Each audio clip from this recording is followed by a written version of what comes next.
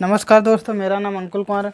मैं आप सभी का आपके अपने YouTube channel PCM20 Bai Yadav sir में हार्दिक स्वागत एवं अभिनंदन करता हूं। दोस्तों, आज हम प्रश्नावली 10.2 का क्वेश्चन नंबर 5 देखेंगे। आइए इस पर अध्ययन करते हैं। लिखा है कि सिद्ध कीजिए कि स्पर्श बिंदु से स्पर्श रेखा पर खींचा गया लंब वृत्त के केंद्र से होकर जाता है।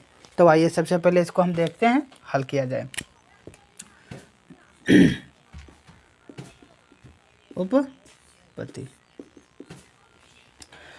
कह रहा है कि स्पर्श बिंदु से, माना मैंने सी एक स्पर्श बिंदु है, ओ केंद्र वाला एक वृत्त है, ए भी एक स्पर्श रेखा है। तो यही चीज़ यहाँ पर लिखिए, यहाँ पर लिखो, माना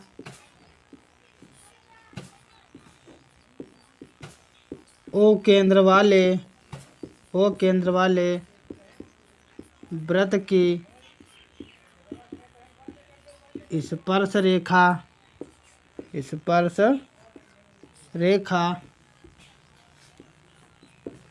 ए बी है तथा स्पर्श बिंदु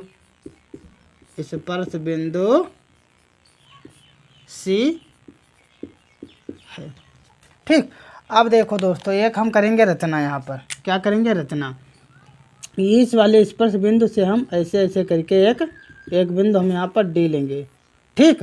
और यहाँ पर लिखेंगे यदि संभव हो सके तो जो आपका ये DC है और स्पर्श रेखा ए बी पर समकोण हो। ठीक। क्यों करेंगे? आइए इसके बारे में भी तब हल करेंगे, तब आपको हम बताते हैं। यहाँ पर क्या लिखेंगे? यदि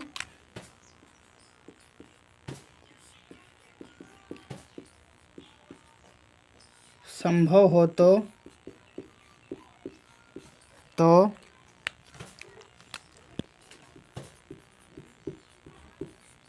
हमने एक बिंदु डी वृत्त के अंदर लिया है और DC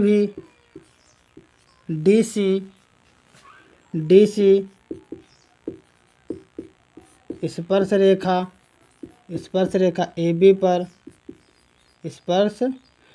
ए बी पर समकोण हो। ठीक। और जो वृत्त के केंद्र से ना गुजरता हो। ठीक। ना गुजरता हो। अब यहाँ पर हम लिखेंगे, चूंकि हम जानते हैं कि स्पर्श बिंदु पर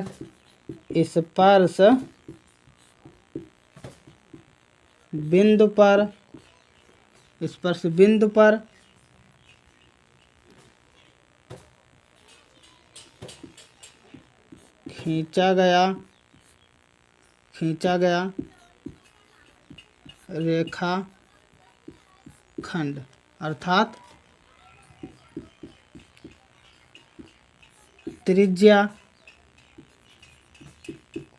और स्पर्श रेखा समकोण पर होते हैं। इसलिए यानी कि ये वाली चीज़ जो है आपकी, ये वाला यानी ये स्पर्श रेखा हो गई और ये आया तो यहाँ से आपका हो जाएगा। इसलिए कोण OCB बराबर 90 डिग्री। और मैंने यहाँ पर माना था यदि संभव तो हमने एक बिंदु डी वृत्त के अंदर लिया और DC स्पर्श रेखा ए बी पर समकोण हो, अर्थात DC यानी कि DC ए बी पर हो, यानी कि ये वाला पोर्शन आपका, यानी कि DCA कोण DCA बराबर 90। कहाँ से आया? ये हमारा रचना से आया। कहाँ से? रचना से। इसलिए इसलिए कोण ओ सी बी बराबर कोण डी सी बराबर 90 हो, लेकिन ये संभव नहीं है। यह संभव नहीं है। क्यों नहीं है? क्योंकि ये हमने माना है और ये वाला कथन हमारे प्रमेय कहती है, उसके अकॉर्डिंग आया है। तो यहाँ से हम कह सकते हैं कि कोण ओ सी बी बराबर कोण डी सी ए बराबर 90 हो, लेकिन यह संभव नहीं है। इसलिए आपका क्या हो जाएगा?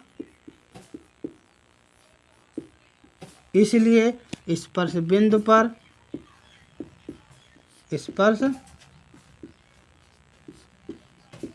पर और स्पर्श रेखा पर खींचा गया लंब केवल वृत्त के केंद्र से ही होकर गुजरेगा। यही आपको सिद्ध करना था। देखो एक बार हम फिर से इसको रिवाइज कर दें। देखो साफ साफ कहा कि स्पर्श बिंदु से स्पर्श रेखा पर जो आपका स्पर्श बिंदु और ये आपकी जो स्पर्श रेखा पर खींचा गया लंब वृत्त के केंद्र से होकर जाता है, यानी कि इस पर जो लंब डाला जाएगा वो केंद्र से ही आएगा। लेकिन ये बात सत्य है कि ये वहीं से आएगा, लेकिन हमने क्या किया? एक इमेजिन किया। मैंने एक कह सकते हो विरोधाभास मैंने अपने आप में कल्पना की कि मान सकते हैं कि हमने जो आपका डीसी रेखाखंड है ए बी स्पर्श रेखा पर और हम केंद्र से नहीं आया है। इसको हमने यही लिखा है कि माना वो केंद्र वाले वृत्त की स्पर्श रेखा ए बी तथा स्पर्श बिंदु सी है। यदि संभव तो हमने एक बिंदु डी लिया कहाँ पर? जो वृत्त के अंदर है, और डी सी स्पर्श रेखा ए बी पर समकोण हो और जो वृत्त के केंद्र से होकर ना गुजरता हो। साफ साफ मैंने लिख दिया। अब चूंकि हम जानते हैं कि स्पर्श बिंदु पर खींचा गया रेखाखंड यानी कि त्रिज्या और स्पर्श रेखा समकोण पर होती है, यानी कि जब ये केंद्र से भैया आएगा, समझो त्रिज्या तभी तो होगी, त्रिज्या हो ही नहीं सकती है जब वृत्त के केंद्र से परिध पर किसी एक बिंदु को टच करने वाला रेखाखंड आपका त्रिज्या होता है। तो यानी कि त्रिज्या और स्पर्श रेखा परस्पर समकोण पर होती हैं, तो यानी कि ओ सी बी आपका 90 डिग्री हो जाएगा। लेकिन हमने इसको भी माना कि जो डी सी है और ए बी रेखा यानी कि स्पर्श रेखा पर समकोण है, मैंने इमेजिन करके ऐसा मैंने प्रोसेस लिखा है। तो इसलिए आपका जो ये भी होगा, ये भी भैया होना चाहिए समकोण पर। किस पर होना चाहिए भैया? ये भी समकोण पर होना चाहिए। तो मैंने लिखा डी सी ए बराबर 90 और मैंने लिख दिया ये रचना से आया है। अब ये वाला पोर्शन आपस में बराबर होना चाहिए, इसलिए कोण ओ सी भी बराबर कोण डी सी ए बराबर 90 हो। लेकिन ये संभव नहीं है, क्योंकि ये वाला जो कथन है मैंने रचना से इमेजिन किया है, ऐसा अभी तक कोई प्रमेय या कथन नहीं, उसका कोई निष्कर्ष नहीं निकला है। तो इसलिए हम लिख सकते हैं कि इसलिए स्पर्श बिंदु पर और स्पर्श रेखा पर खींचा गया लंब केवल वृत्त के केंद्र से होकर गुजरेगा। आशा करता हूं दोस्तों ये वाला सवाल आपके समझ में आया होगा। यदि कहीं पर समस्या आपको होती है तो आप कमेंट बॉक्स में मैसेज करिएगा, उसका हम रिप्लाई अवश्य देंगे। धन्यवाद। जय हिंद। नमस्कार।